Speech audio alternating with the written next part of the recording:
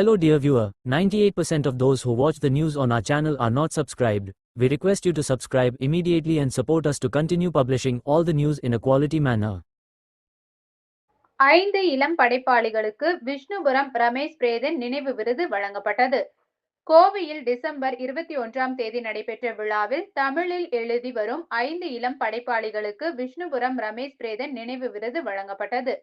கோயம்புத்தூரை மையமாக கொண்டு செயல்படும் விஷ்ணுபுரம் இலக்கிய வட்டம் அமைப்பு சார்பில் தமிழின் முதன்மையான இலக்கிய ஆளுமைகளை கௌரவிக்கும் வகையில் கடந்த 2010ஆம் ஆண்டு முதல் விஷ்ணுபுரம் இலக்கிய விருது வழங்கப்பட்டு வருகிறது.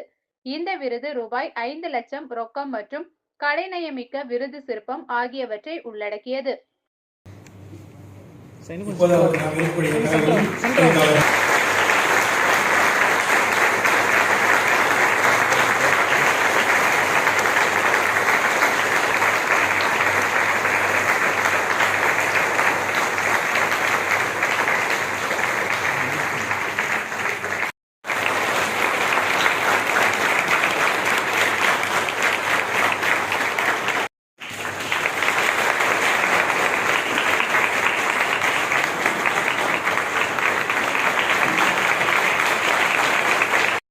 ஆனால் இந்த மாதிரி அவர் நடித்து பார்க்குறாரு. ரமேஷ் பிரேதன் வந்து அவரையே உடச்சி பார்க்குறாரு.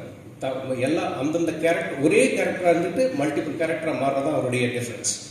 ஸோ இதை வந்து இப்போ ஓவராலாக நான் உங்களுக்கு இன்னும் கொஞ்சம் கன்க்ளூட் பண்ணுறேன்.